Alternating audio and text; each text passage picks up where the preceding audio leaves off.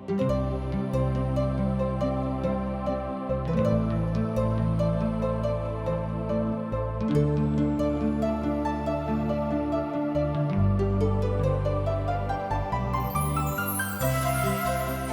सब TWR India का कार्यक्रम जिंदगी की राह देखतनी। ई एगो सोचल विचारल ढंग से बाइबल की पुस्तकन का अध्ययन हवे, जौना में बहुते सवालन का जवाब दिहल जाला, जैसे कि परमेश्वर के हमें, का परमेश्वर सचऊ हमार परवाह करेले, हमारी जिंदगी से परमेश्वर का इच्छा हवे। कृपा करके देखी सुनी ताकि परमेश्वर आपकी जिंदगी का रास्ता दिखावस। प्रिय मित्र, आज हम पुराना नियम से पहला शमूएल नाम के किताब के शुरू कर रहल बानी। ई पवित्र शास्त्र बाइबल के 9वां किताब है। यहूदी धर्म ग्रंथ संग्रह के अनुसार एकरा के एक ही किताब मानल गइल बा, पर इब्रानी और आधुनिक प्रथा के अनुसार एकर शीर्षक पहला और दूसरा शमूएल बा। शमूएल की किताब में हमनी के ऐसन बहुते जानल पहचानल विषय के देखे के मिलेला, जैसे हन्ना की प्रार्थना तथा बालक शमूएल के कथा, दाऊद और गोलियत के कथा, जोनाथन और दाऊद के मित्र तथा राजा शाऊल द्वारा भूत सिद्धि करे वाली औरत के जाए के घटना। दूसरा शमूएल के 7वां अध्याय जौन की पवित्र शास्त्र बाइबल के सबसे लम्हर तथा लंबा अध्याय है, जेकरा में हम राजा दाऊद के दिहल गइल परमेश्वर पिता के वाचा के बारे में पढ़ रहल बानी। और अंत में हम दाऊद के ओ पाप के लेखा प्राप्त होता जौन की ऊ बेतसीबा के साथ कैले रहन, और दाऊद के बेटा अबशालोम द्वारा दाऊद के विरुद्ध विद्रोह के अभिलेख में पढ़े के मिल रहल बा। पहला शमूएल और दूसरा शमूएल के किताब में हम 3 गो मुख्य विषय पर आज विचार करे के। पहल का है प्रार्थना। शमूएल के किताब प्रार्थना दुआ के साथ शुरू होता और दूसरा शमूएल के प्रार्थना के साथ खत्म होता। दूसरा का है राज के उदय। हम यहाँ धर्म के हथियार के राज के हथियार में बदलत देख रहल बानी। तीसर का है नबी के उदय। जब इस्राएल में धर्म के हथियार रहे, परमेश्वर याजक के द्वारा कार्य करत रहन, पर जब याजक असफल हो गए और याजक के अभिषेक हो गए, तब परमेश्वर याजक के एक और हटा के नबी सब के अपना संदेश वाहक के रूप में खड़ा कइलन। शमूएल की किताब राज के उदय के बारे में बता रहल बा और ई विषय नया नियम तक चलता। एगो राज के एगो राजा होला और ई राजा के एगो प्रजा होला। परमेश्वर पिता जौना शासन प्रणाली के चुनले, ओकरा में कोनो भी राज के राजा राउर जरूर होके के चाही। राज परमेश्वर के आदर्श है और उनकर इरादा बा उ एह पृथ्वी के सिंहासन पर एक दिन अपना राजा के विराजमान करे।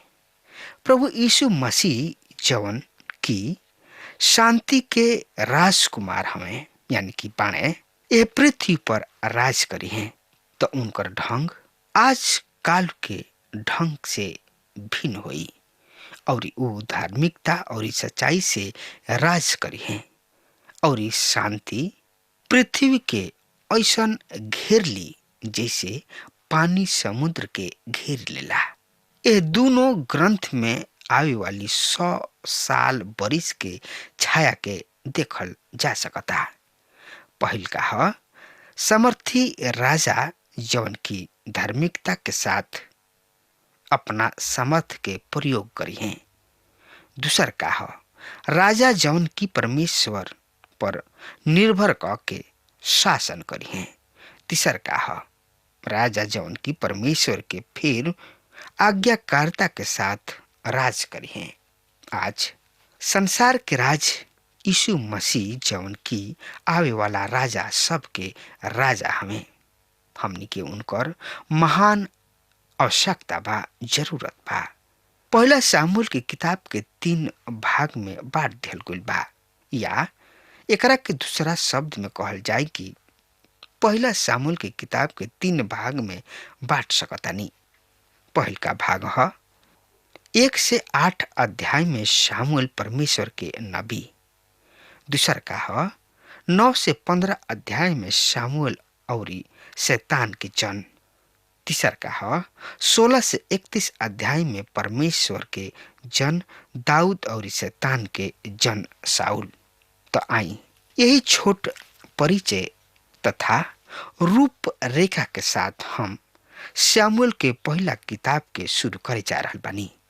पहला सामुएल के पहला अध्याय सामुएल की किताब एगो परमेश्वर पिता के भक्त महिला तथा औरत के प्रार्थना के साथ शुरू होता। जब सब इस्राएल प्रजा राजा के खातिर दुहाई देत रहन, ओ समय हन्ना संतान के खातिर परमेश्वर के आगे परमेश्वर से रो रो के प्रार्थना करताड़ी। त आई अब देखल जाओ शामुएल के जन्म और शामुएल के एली के पास ले आइल गइलन। त एकरा बारे में जानकारी खातिर वह हमरा संगे देखी। पहला शामुएल 1 अध्याय के 8 पद में हन्ना के पीड़ा के बखान बा और 9 पद से लेके 11 पद में हन्ना के प्रार्थना और मन्नत के बारे में बतावल गइल बा और 12 से 18 पद में हन्ना के विश्वास उ फिर कबही उदास ना भइली। 19 से 23 पद में सामुएल के जन्म के बखान बा। 24 से 28 पद में हन्ना द्वारा अपना मन्नत के पूरा कइली। तो एकरा बारे में जानकारी खातिर रुआ हमरा संगे अपन पवित्र शास्त्र बाइबल निकाल ली। हाँ तो ओह में देखी पहला सामुएल 1 अध्याय के 1 पद से लेके 8 पद ए तरी से बता रहल बा।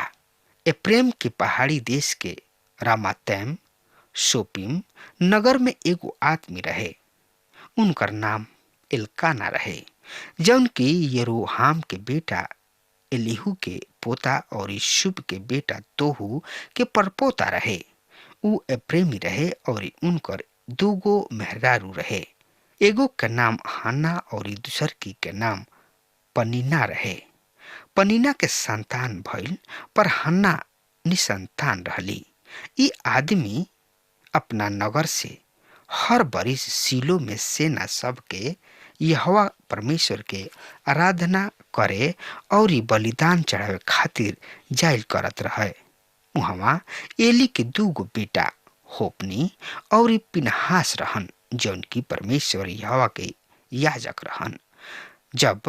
जब एलकाना और बलि चढ़ावे तब अपना मेहरारू तथा उनकर बेटा बेटी सब के दान दिहल करत रहन। पर हन्ना के उ दोगुना भाग दिहल करत रहन, काहे कि उ ओकरा से प्रेम करत रहन। पर परमेश्वर यहोवा उनकर कोख बंद कर देले रहन, ऐसे कि परमेश्वर यहोवा हन्ना के कोख बंद क के रखले रहन। उनकर शब्द उनका के बहुते सतावत, चिढ़ावत और मजाक में उड़ावत रहे। हर बरिस ऐसने होत रहे। जब हन्ना परमेश्वर यहोवा के भवन के जात रही, तब तक पनीना उनका के खिझावत रही, जौना से हन्ना रोवे लागत रही और खाना पीना ना करत रही। तब उनकर मर्द एलकाना उनका से कहत रहन, हन्ना तू काहे रोवताड़ू? तू खाना काहे नहीं क्यों खात? तोहार दिल काहे दुखित बा, काहे उदास बा? का हम तोहरा खातिर 10 गो बेटा से बढ़ के नहीं खी? तब हन्ना सीलो में खा पी के उठली। एली याजक त परमेश्वर यहोवा के मंदिर के चौखट के पास आसन पर बैठल रहन और उ बहुत ही दुख में होके परमेश्वर यहोवा से बिलख बिलख के रोवे लगली। फिर ऊ मनत के मनली और कहली, हे सेनाओं के परमेश्वर यहोवा, यदि तू अपना दासी के दुख पर सचहू ध्यान करब, ओकरा के याद करब और अपना दासी के नाम भूलब, पर अपना दासी के एगो बेटा देब तो हम ओकरा के जिंदगी भर खातिर परमेश्वर यहोवा के दे देब और ओकरा कपार पर कबहू अस्तूरा ना चले देव। आई शामुएल के जन्म के बारे में पढ़ल जाओ 12 पद से। और ऐसन भइल कि जब वो परमेश्वर यहोवा से प्रार्थना करे में लवलीन रही तो एली ओकरा के मुंह के ताकत रहे। हन्ना तो मन ही मन कुछ कहत रही और उनकर होठ भर ही हिलत रहे, पर उनकर आवाज सुनाई ना पड़त रहे। इसे एली सोचले कि ऊ नशा में बाड़ी। तब एली उनका से पूछले, तू कब तक नशा में रहबू? अपन नशा उतार फेंक। पर हन्ना उत्तर दिली, जवाब दिली, ना हे हमार प्रभु, हम तो आत्मा में दुखित बानी। हम ना तो मदिरा पियले बानी और ना ही शराब पियले बानी। हम आपन प्राण प्रभु के सामने रख देले बानी। अपना दासी के ओछी औरत मत जाना प्रभु। जवन कुछ हम इस समय तक कहले बानी ऊ बहुत ही व्याकुल होके वाली और चिढ़ावला के कारण कोयले बानी। ए पर एली जवाब दिले, शांति से चाह। इस्राएल के परमेश्वर तोहरा के मन के चाह वरदान देश। और ऊ कहले, तोहर दासी तोहरा नजर में अनुग्रह पावे। ऊ औरत जाके खाना खोली और उनकर मुंह कबहू उदास ना भइल। भोर के जल्दी उठ के ऊ परमेश्वर यहोवा के सामने दंडवत कैले और फिर रामा के अपना घरे लौट गइलन। एकरा बाद एल्काना अपना मेहरारू हाना से सहवास तथा अपना मेहरारू के संग सुतल और परमेश्वर यहोवा ओकरा शुद्धि लेले और ऐसन भइल कि हन्ना पेट से भइली और समय पूरा होखला पर ऊ एगो बेटा के जन्म दिली और उनकर ई नाम कह के शामुएल रखली, काहे कि हम ओकरा के परमेश्वर से मंगले रही।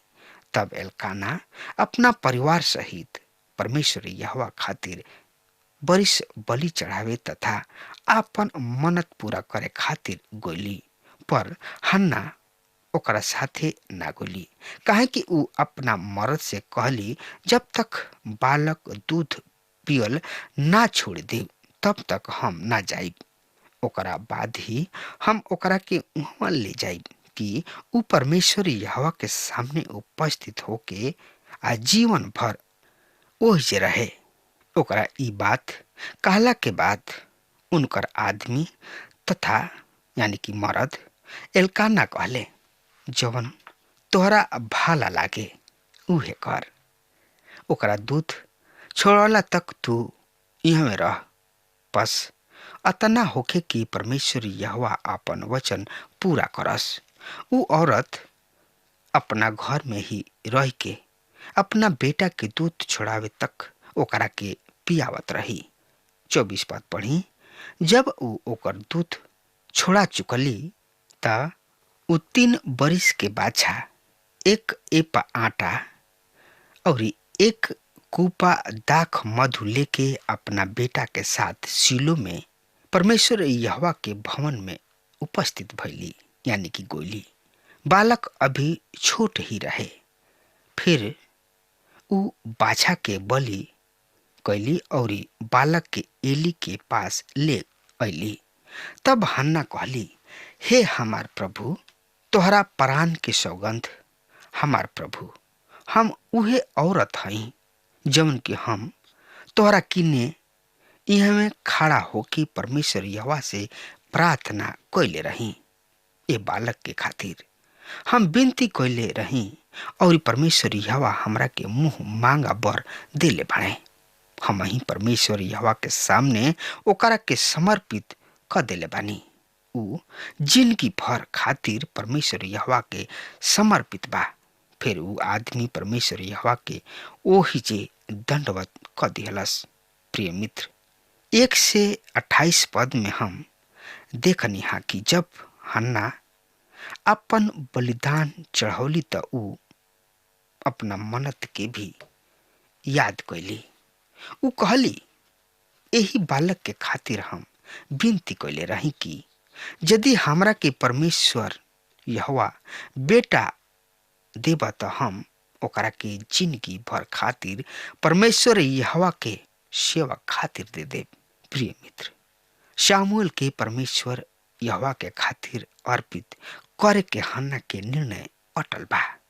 तो आई अब पहला शामुएल के 2 अध्याय के शुरू करे जा रहल बानी। त एकरा बारे में जानकारी खातिर रउआ हमरा संगे आपन पवित्र शास्त्र बाइबल निकाल ली। पहला शामुएल 2 अध्याय के 1 पद इस तरी से बता रहल बा, सुनी।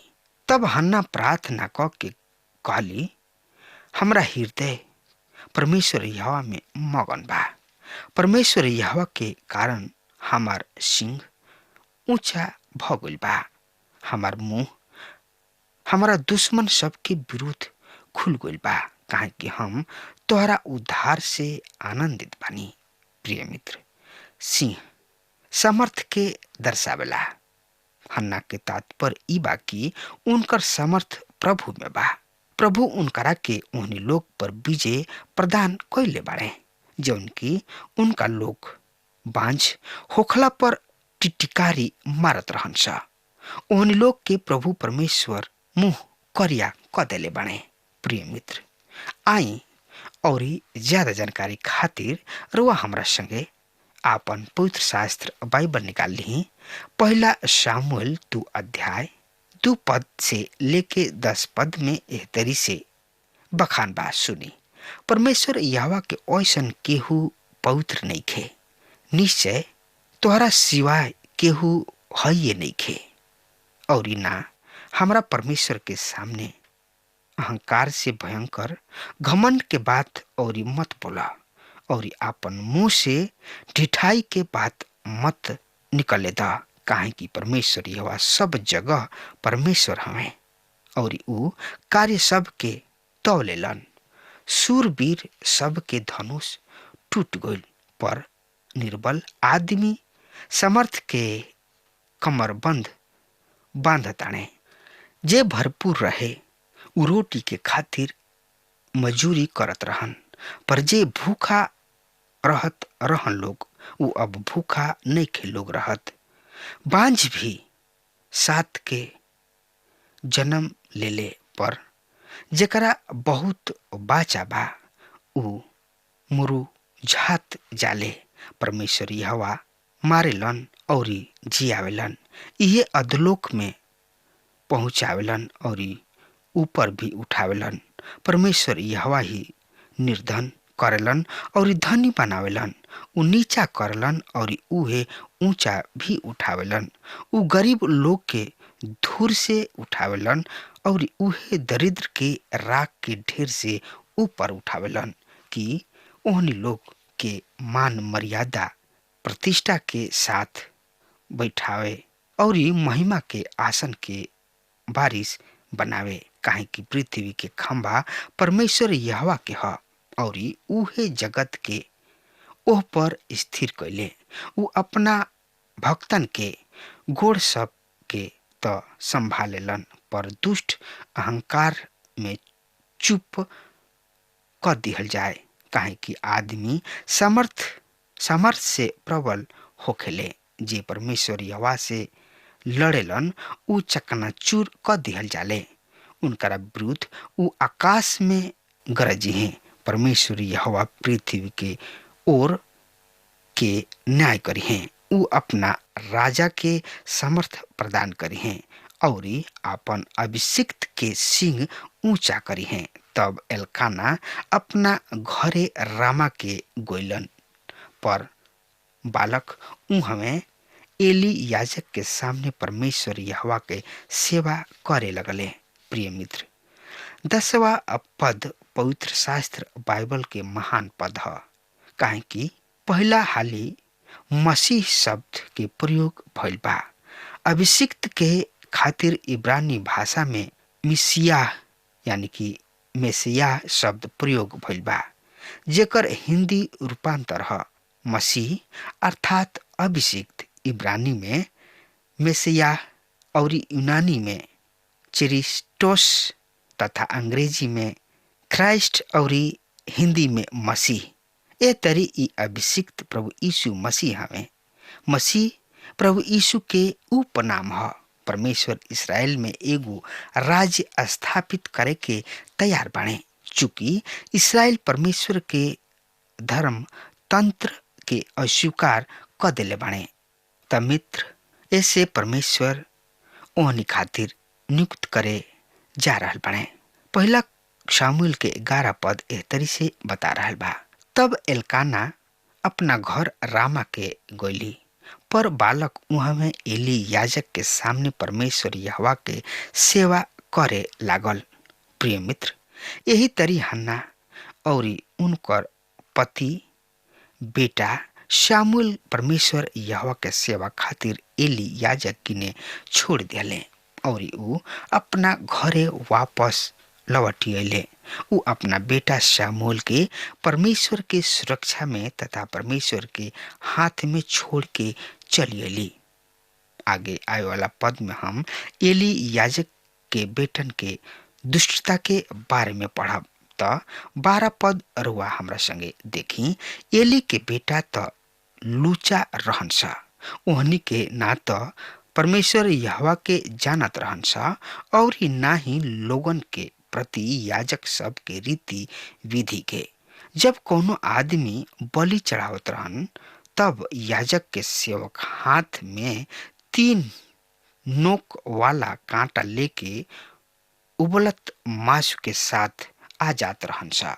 ऊ ओकरा के कराही या डेकची या हांडा या हाड़ी में घुमावत रहन्छ और जतना मांस ओ कांटा में आ जात रहे ओकरा के याजक अपना साथ ले जात रहे।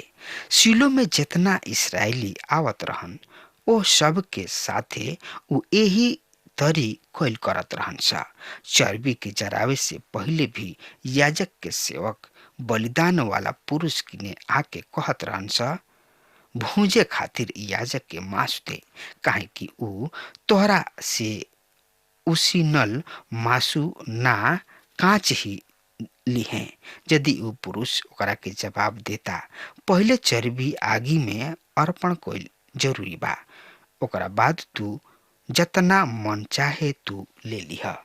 प्रिय मित्र, अब हमार समय खत्म हो रहा बा, तब तक खातिर रुआ हमरा के आज्ञा दही। परमेश्वर रुआ के आशीष देश। आमीन। हमके विश्वास बा कि ई कार्यक्रम आप सब खातिर फायदेमंद सिद्ध भइल हुई। हम चाहतनी कि आप सब आपन आपन आशीष हमरों से बांटी। अगर आप सबके लगे बाइबल से चाहे आपकी निजी जिंदगी से कोनो सवाल होके चाहे कोनो समस्या खातिर प्रार्थना करावे चाहतनी तो हमारी फोन नंबर पर जरूर संपर्क करें। परमेश्वर आप सबके बहुत आशीष प्रदान करें और आज का दिन आप खातिर सुखद बनावे।